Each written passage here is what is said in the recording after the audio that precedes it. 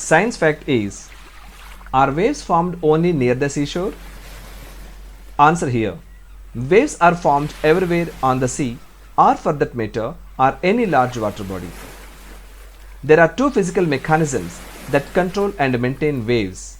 For most waves, gravity is the restoring force that displaces the surface of accelerated back towards the main surface level. The kinetic energy gained by the fluid returning to its rest position causes it to overshoot, resulting in the oscillating wave motion.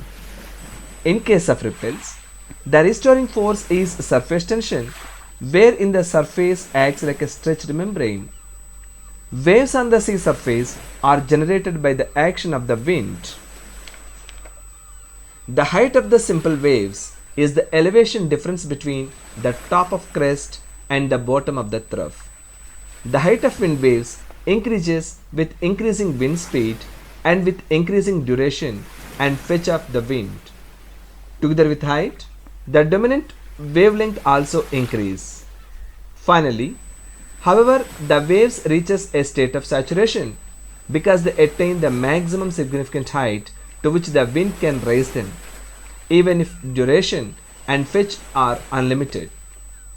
After becoming swell, the waves may travel thousands of kilometers, particularly if the swell is from the great storms.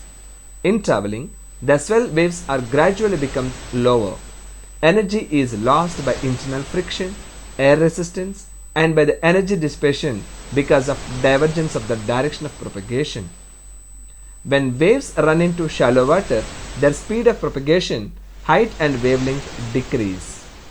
In final stage, the shape of the waves changes and the crest becomes narrower and steeper until finally the waves becomes breaks.